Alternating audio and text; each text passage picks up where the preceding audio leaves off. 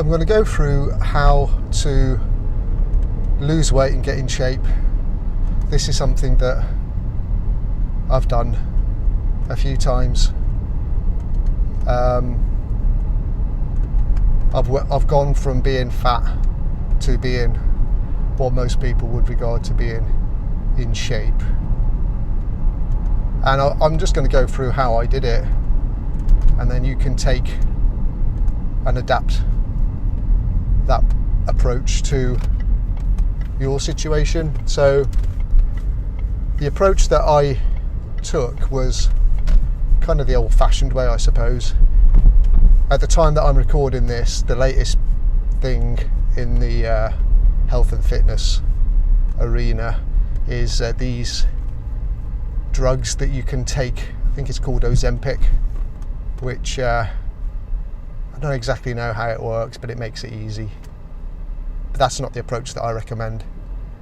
Not least because it doesn't give you the satisfaction of knowing that you have done what many people find to be quite a hard thing. If you can say to yourself that you can do it, you've done it, then you get that, obviously, that satisfaction. And that's worth a lot, that is. You can transfer that into other areas of your life. You can say, well, if I can get in shape and do that hard thing, I can do other hard things. So anyway, I'll go through what I did, but I was looking to lose quite a bit of weight, quite a bit of fat. And as we go through the video, I can't remember the details off the top of my head, you know, facts and figures and that sort of thing. So anything like that, I'll pop up on the screen in the edit. But what I did was start, basically, I wanted to get my body into a caloric deficit, which basically means I wanted to be consuming more calories per day. Sorry, less calories per day than I was burning up through activity, or vice versa is probably the best way to put it. I didn't want to starve myself. I wanted to burn up through activity more calories than I was consuming per day.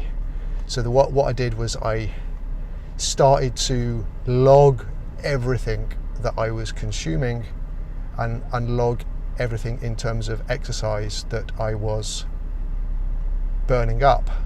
What I wanted to do was to basically get a baseline to work with, find out, you know, the current situation in terms of where I stood. Obviously I knew, because I was fat, that I was in a caloric surplus. So at the end of every day there were excess calories that hadn't been burned up, that therefore just got stored as fat on the body. And that had been happening for quite some time, because I was, you know, what I would regard as significantly overweight. So I logged it all. Can't remember how many calories I was consuming or what my body fat was, but like I say, I'll put it up on the screen in the edit. And then basically wanted to start reducing the calorie consumed and increasing the calorie count burned through activity. But what I didn't do, because from what I had been reading at that time, is don't do it too quickly. So I wanted to get my body into a slight calorie deficit that was going to start basically burning off this fat. So I looked to increase my exercise volume a little bit and decrease my calorie consumption a little bit. And I think it was like somewhere between 200 calories and 400 calories different. So I had to like drop 200 calories being consumed and increase 200 calories being burned up through exercise. Just a small amount.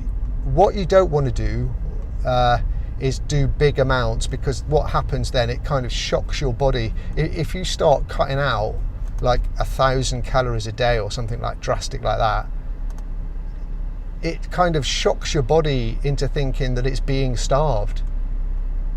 And what it will do is the body will then respond accordingly and start rationing the calories that you are consuming, because it doesn't know when it's going to get fed again, so to speak. So you won't actually start seeing any fat drop from the body, because you've shocked your body into start storing it. So little adjustments is what I did. So to find calories to drop from the diet, it was looking at things like easy stuff, like dropping a spoonful of sugar out of my tea. There's quite a surprising number of calories in just a spoonful of sugar.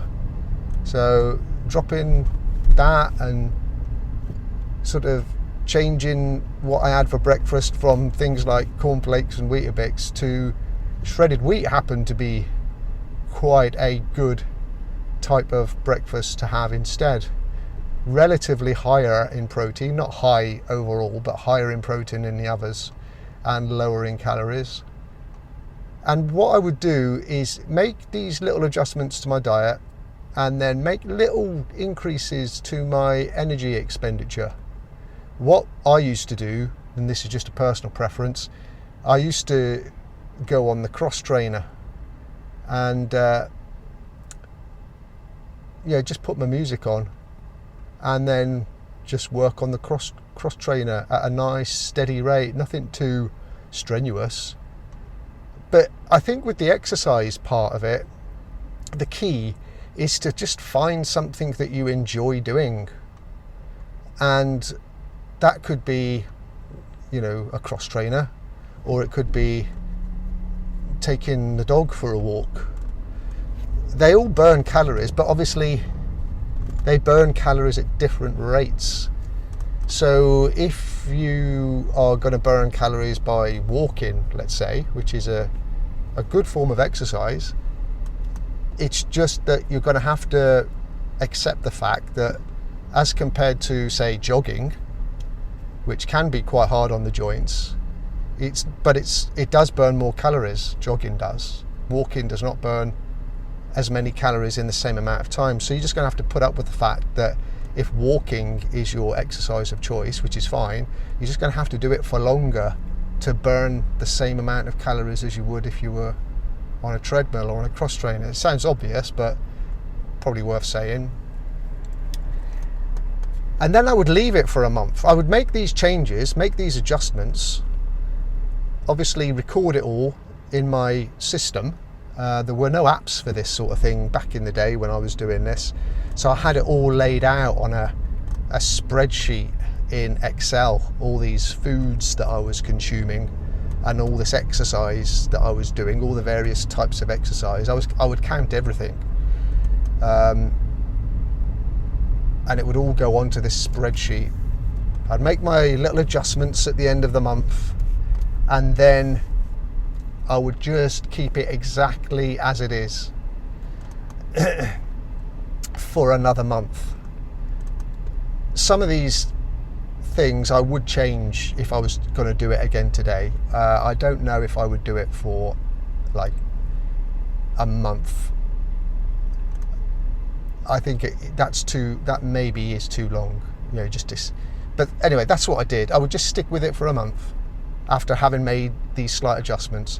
And what I would do is, on a cheap set of body fat scales, I would just step on there every day before I got into bed, and I would record my body weight, my overall body weight in kilograms, and I would also record my body fat percentage. Now I know these cheap scales aren't particularly accurate, but it doesn't matter, because you're only going to be, if you just use the same scales, and so the inaccuracy, if you like, is consistent. So it doesn't matter that it's not as accurate as some other methods like body fat calipers. I couldn't be asked with doing body fat calipers every night, but stepping on those scales every night was no hardship. record the results, record my body weight, body fat, go to bed, rinse and repeat, follow the same diet that I had made adjustments to for another month, for a month, making these records of my body weight and body fat every single day, plotting it all into this Excel spreadsheet. I was a right nerd, still am, but I would record everything and have it all converted into graphs and all this sort of stuff. I love that sort of thing. So I was doing all this, and what I would do, I wouldn't make any other changes for a month, and I would just, at the end of the month, I would look at this spreadsheet, look at the charts, look at all this data, and I would just simply see what direction things were moving in. So was my body fat either, and it's like one of three things can happen, it's either going up still, it's staying the same, or it's coming down. And so whatever it happens to be basically informs what you then do for the month ahead. So if my body fat was not coming down, then I needed to make further adjustments to the calorie situation. So I needed to take a little bit more off the food intake, put a little bit more on to the exercise, and again, small amounts. Don't shock your body into doing anything drastic. Just a little baby steps on this. So it would be, again, looking at my diet, finding where I could take calories off in as painless a way as possible. So it would be looking at the type of bread that I was using with my sandwiches or whatever, and seeing whether there were other alternatives that were lower in calories. And then it would be, just an extra 5 minutes or something on the cross trainer, or walking to the shops more often, not taking the car as often, things like that. Nothing drastic. Again, make these little tweaks to the system, and then this is the key thing, leave things alone then for a month. This is what I did. A month. Like I said, I wouldn't do it for a month. If I was going to do it again, it'd be more like 2 weeks. Just leave it for 2 weeks. I think a month is too long. Then at the end of the month, see what the situation is. Always taking the body fat percentage every day. Always taking the body weight every day. Leave it till the end of the month. See what the situation is. Again, only one of three things are possible. Either body fat is going up, it's staying the same, or it's coming down. Nothing else is possible. Then rinse and repeat. It requires patience, but this system is absolutely 100% guaranteed to work, because it's against the laws of physics and biology for anything else to be possible. Because if you carry on with this, reducing the calories consumed, increasing the calories burned, well, eventually you're going to be not eating anything at all and exercising all day. Obviously not sustainable, but you get the point. You just need to stick to the system, and eventually, guaranteed 100%, on one of these months, what you'll see is that the body fat has started to come down. Not by a lot, but that doesn't matter. It's coming down. It's heading in the right direction. And to get it to do that, again, I'll need to put this on the screen and find out exactly how long it took, but it was months of this before I even started seeing that the body fat was coming down. So in a way, that it took me months to even get started with moving things in the right direction. That's the patience part of it. But the thing is, I knew that it would work. That was enough to just keep me going, is just the knowledge that it would definitely work. And I had time. I was only young at the time. When I first did it, I did it again later on in life. Just followed exactly the same system because I'd recorded it all down. And I think one of the things, if I remember rightly, that really, it took me ages to kind of twig, is I was drinking orange juice like it was water. I loved drinking that stuff.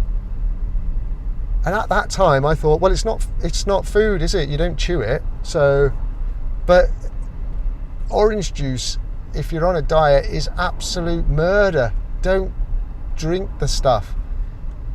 It's absolutely loaded with sugars, fructose, and there's huge amounts of calories in it. I know they say, oh, oranges, vitamin C, good for you, and all that sort of stuff.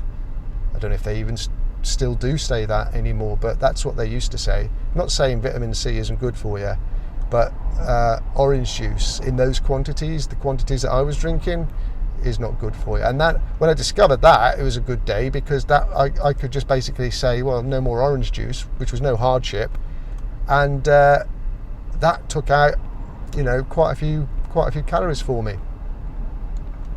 So like I said, I got the needle moving in the right direction, and it's happy days from that point on, because all you need to do now is lock in on that diet.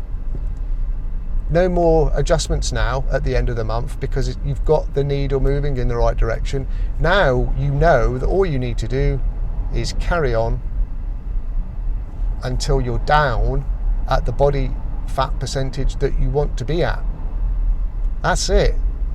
And it might take a few months from that point onwards to get down to your desired body fat percentage.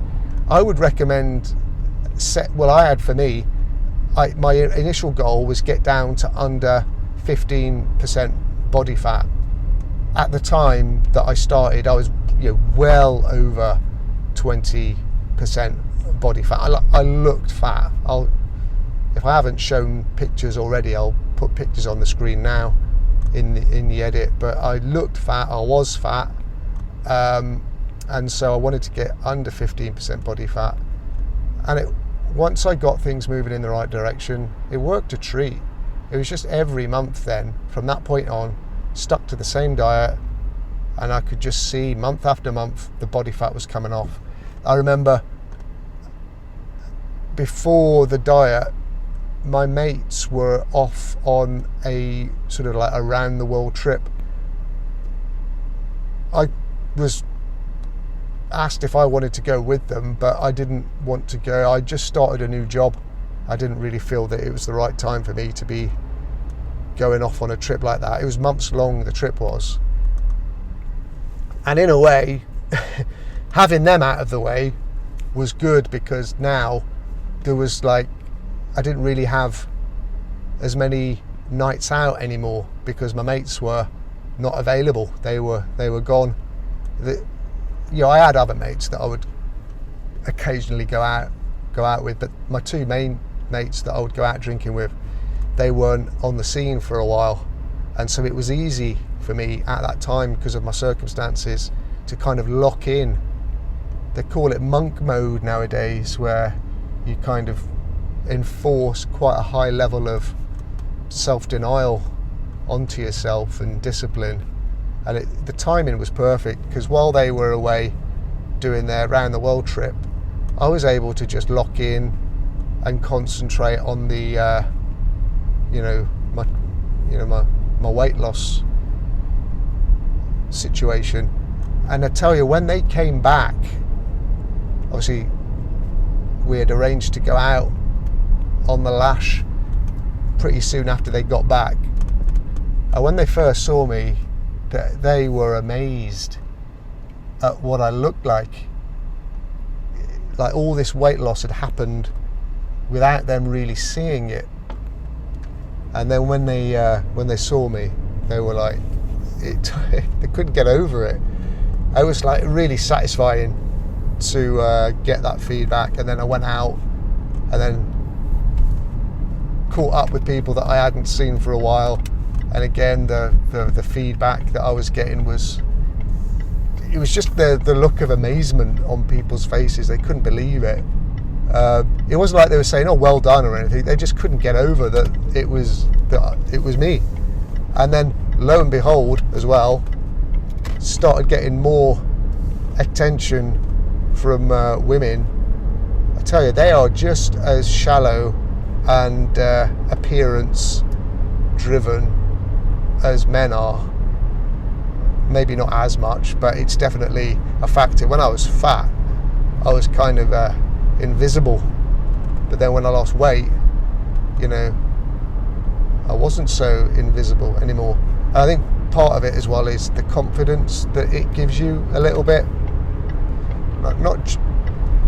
Some because of how you look now compared to how you looked when you were fat, but also I think a lot of it is because you've done something, you've achieved something, you've put in a lot of hard work and effort, and you've brought about the results that you wanted to achieve. And as I said before, a lot of people do find that to be impossible, because they never achieve it. They give up. And the fact that I did it gave me a lot of satisfaction and a lot of confidence that bled in to other areas of my life. And I don't think these fat loss drugs that you get these days, would necessarily give you that. And it's just a habit now. It's no hardship. So much easier these days with apps that you get on your phone. When I was doing it first time round, it was an Excel spreadsheet, and then there were no apps to record your body weight and body fat. You had to basically write it down on a bit of paper and then transfer it onto an Excel spreadsheet the next day. That's what I was doing. And all the foods, I was having to read all the labels and plug that in to my little Excel spreadsheet. But these days there's apps for everything now that can just make it so easy to do. And then what you find is you tend to eat the same kind of foods on a regular basis anyway, so they just get stored in the database, and then you can just easily repeat meals on the app. The apps that I use now are MyFitnessPal, and I've got like this Withings body fat scale that synchronizes with an app on the phone. So I just step on it every morning and it just logs my body weight, body fat, just to make sure that I'm keeping it maintained. Because when I lost the weight, and then ended up getting married and becoming a little bit comfortable, let's say, a little bit lazy, dare I say, the weight started to creep back on again, because the logging food and exercise and all that sort of stuff, it kind of fell by the wayside for a bit there. So I think you do have to just kind of accept that if you are fat and you don't want to be fat anymore and you want to be in shape, it is kind of like, it is a way of life rather than a temporary thing. If you treat it as a temporary thing that you can just apply yourself to a diet, lose the weight, and then go back to a normal life, the way you were doing things before, the weight is just going to go back on. So I think that is a key part of all this, is you just have to accept that if you are wanting to be kind of like a new person, literally a new body, you have to accept that it's a new way of life for you.